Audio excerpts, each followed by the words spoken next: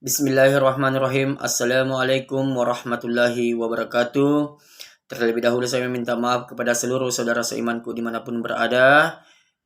Dan apabila ada non-muslim yang mendengarkan daripada video ini, bila ada kata-kata kami yang tak berkenan di hati, tolong dimaafkan dan kita saling memaafkan sesama manusia.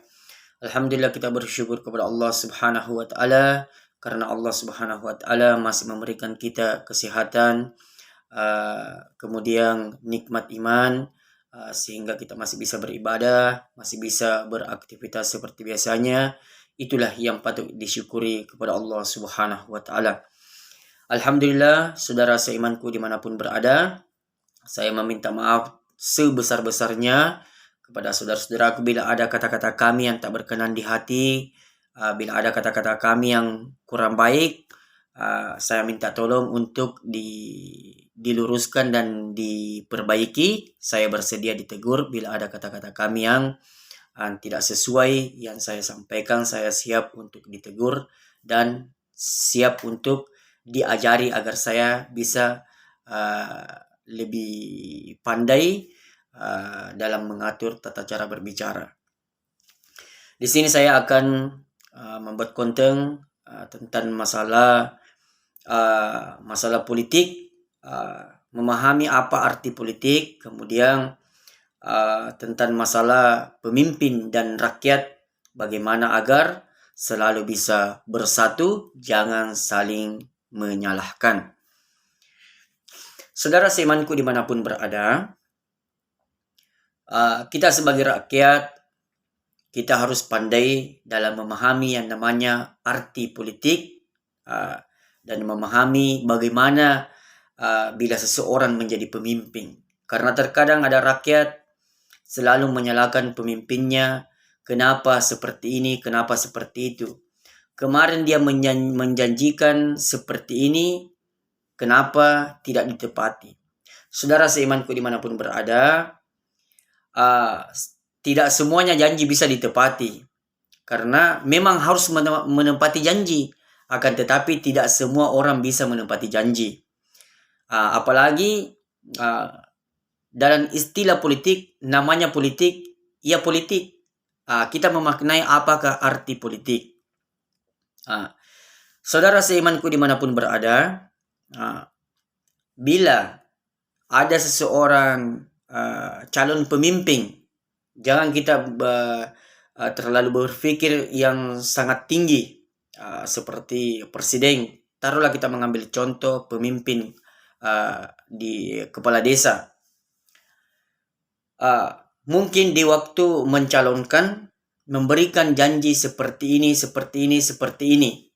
Akan tetapi setelah dia naik, kemudian rakyat menagih janji daripada kepala desa. Disinilah yang perlu kita pahami. Karena kenapa? Tidak semua janji yang telah dilontarkan oleh calon kepala desa akhirnya menjadi kepala desa. Tidak semua janjinya bisa ditepati. Kenapa? Kita kembali berpikir, saudara seimanku dimanapun berada. Terkadang kita ini memimpin saja satu keluarga, dan terkadang kita tidak bisa menepati janji di antara salah satu keluarga kita, anak kita kah, istri kita kah, yang pernah kita janjikan sesuatu. Mungkin ada yang kita bisa tepati, ada yang tidak bisa kita tepati. Karena kenapa? Dalam perjalanan ataupun proses kehidupan ini, terkadang kita mungkin sangat menginginkan untuk memberikan atau menepati janji yang telah kita ucapkan, tetapi karena mungkin faktor ekonomi ataupun dengan Allah menguji kita, sehingga kita tidak sempat menepati janji. Akan tetapi setidaknya kita berusaha untuk menepati janji, namun apalah daya karena tidak ada kemampuan, setidaknya ada usaha.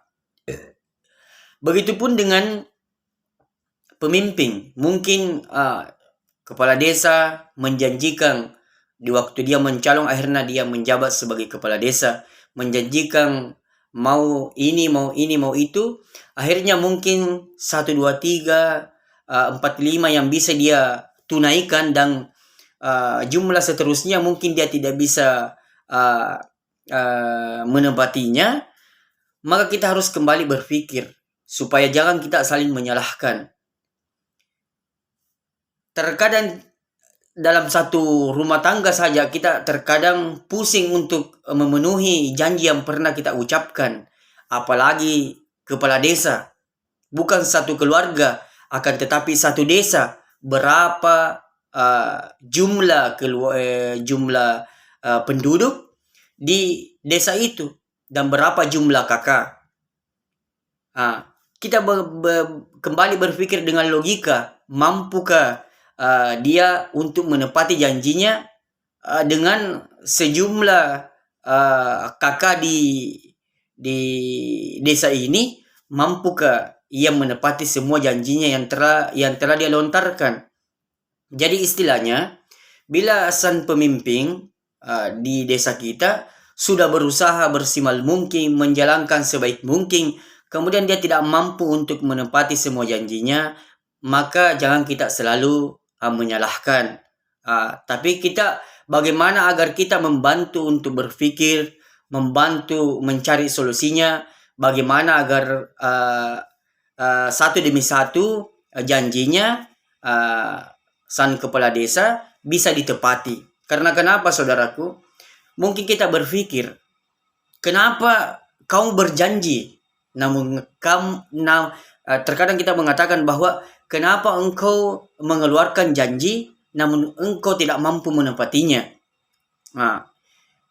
Mungkin dia berniat untuk menepati semua janji yang telah dia ucapkan, akan tetapi dengan keadaan terkadang kita diuji dengan hal-hal seperti ini, seperti itu, sehingga janji tidak mampu dia tepati semua, sehingga habislah periode.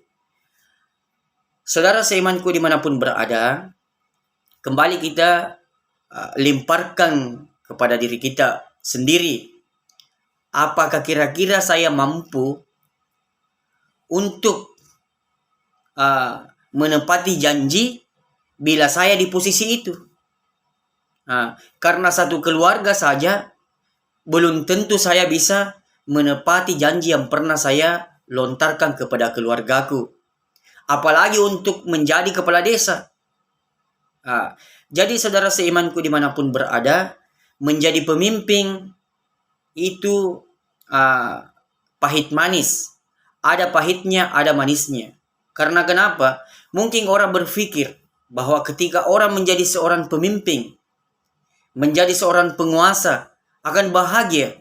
Saudara seimanku dimanapun berada, kembali kita untuk saling ingat mengingatkan bahwasannya menjadi kepala desa, untuk memikirkan satu desa, itu bukan hal yang mudah. Pertanggungjawabannya nanti di hari kemudian juga bukan hal yang kecil. Ini satu desa. Bagaimana dengan Pak Bupati satu kabupaten? Bagaimana dengan Pak Gubernur dengan satu provinsi? Bagaimana dengan Presiden dengan satu Indonesia? Masya Allah, tanggung jawabnya sangat luar biasa. Jadi saudara seimanku dimanapun berada, janganlah kita ini terlalu tergebu-gebu bila melihat saudara kita menjadi seorang pemimpin, sehingga kita ini seperti ingin juga seperti demikian, padahal kita tidak mempunyai kemampuan. Akan tetapi kita ini tertipu daya dengan keduniaan, sehingga kita menghalalkan segala cara untuk menjadi penguasa. Akhirnya di saat-saat kita berada di posisi itu, akhirnya kita pusing karena tidak sesuai dengan apa yang kita bayangkan. Akhirnya kita di demo, kita di apa, akhirnya pusinglah kita. Tidak tahu kita arah kemana kita akan melangkah.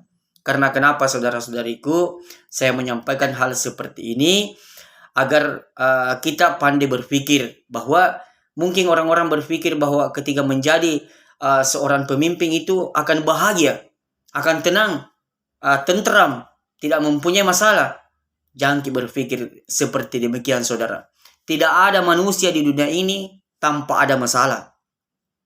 Akan tetapi dalam ajaran agama, barang siapa yang mengamalkan agama sebaik mungkin, maka dialah yang akan merasakan yang namanya kebahagiaan yang tentram.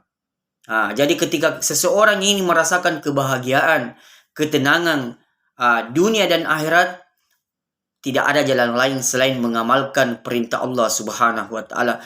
Sejauh mana kita mengamalkan perintah Allah Subhanahu wa taala, maka sejauh itulah kita bisa merasakan daripada kenikmatan hidup di dunia.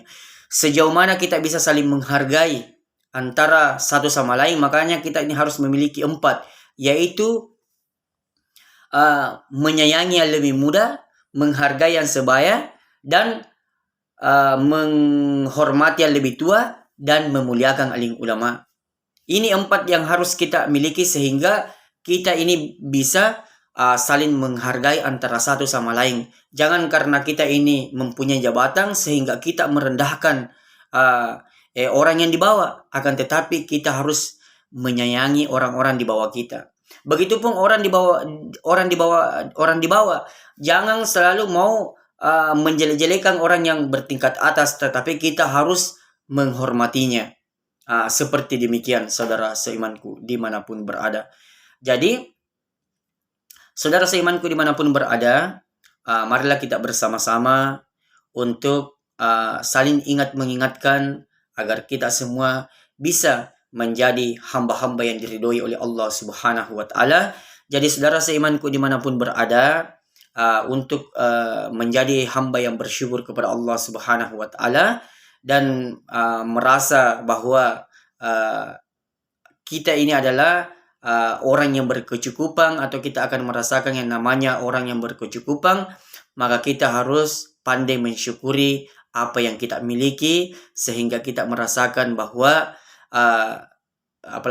maka kita akan merasakan yang namanya rasa berkecukupan. Bila kita tidak pandai-pandai menjalani namanya proses kehidupan, maka kita akan selalu untuk saling menyalahkan.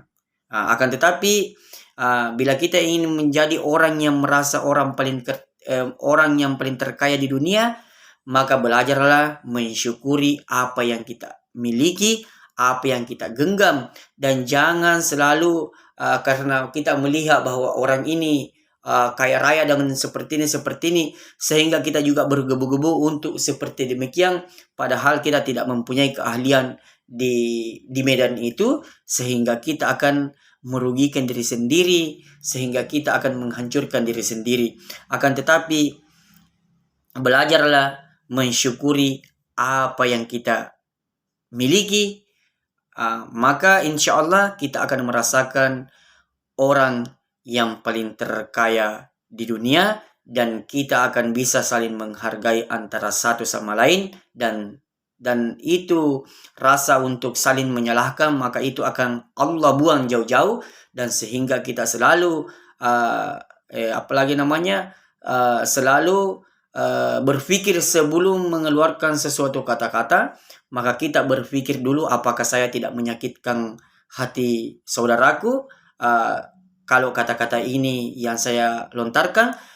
Kalau kita ingin memiliki itu, maka kita harus betul-betul belajar mentaati perintah Allah, menjauhi larangannya, dan terutama adalah belajar mensyukuri apa yang kita miliki sehingga kita bisa merasakan hal seperti demikian.